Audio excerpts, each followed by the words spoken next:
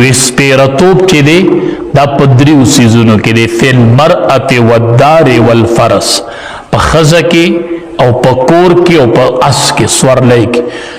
په ښځه کې سپیرتوب، په کور کې او په سورلی کې. وی د ښځې سپیرتوب څه دی؟ نبی علیه صلات والسلام وفرمیل وی د ښځې سپیرتوب دا دی چې د دې مهر سیوی چې د دې مهر سیوی دا د دواړو جهادو سر ده.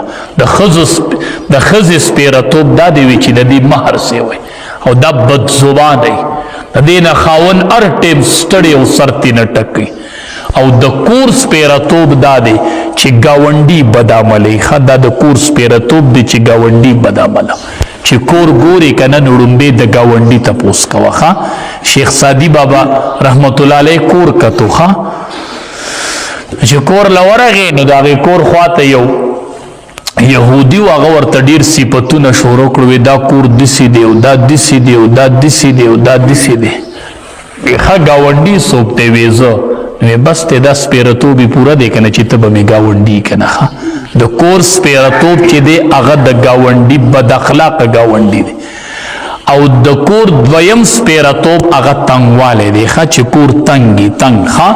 او نبی علیه السلام وفرمیل والفرس، د اس او د سورلی سپیرتوب دا دی چې ته پې سورلی نشي کولی، نه تا له موقع د سورلی نه درکې او جهاد لیم نشي به وستی، نو دا سورلی چې ده دا سپیره سورلی ده، دا سپیره سورلی ده. ځان له ښه سورلي وګوره. چې کور ګاونډي بد اخلاقه دی، ځان له بهترین کور وګوره، ځان له ښه کور وګوره. او بیبي بد اخلاقه ده، ځان له د ښه بیبي انتخاب وکړه، ځان له د ښه بیبي انتخاب وکړه.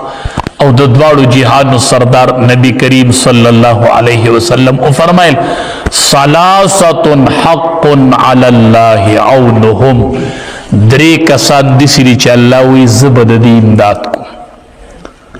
الله وی په ما حق دی چې زه به د دې دریو کسانو امداد کوم.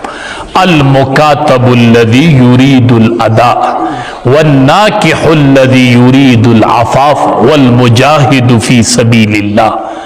تاسو په نه پوهیږئ مکاتب چې یو آقا وي، مالک او داغه غلام وي، او دا مالک دی غلام ته وایي ما له دومره پیسې راوګټه بیا به دې زه آزاد کړم، ده ته مکاتب وایي. او دا غلام ګرځي او مزدوري کوي چې د آقا له پیسې وګورم چې زه آزاد شم.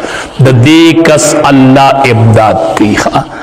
او یو والناکح الذي يريد العفاف، هغه کس چې اراده د پاک دامنۍ وي او نکاح کوي، دی پکې څومره قرضه وکړي دا قرضه به ختمیږي او دی به پې نه پوهېږي. ټرای پې وکړه، ټرای د واده دپاره قرضه وکړه، دا قرضه به ختمیږي او ته به پې نه پوهېږي. که پې پوه شوې نو ما ته وایه. یو والمجاهد فی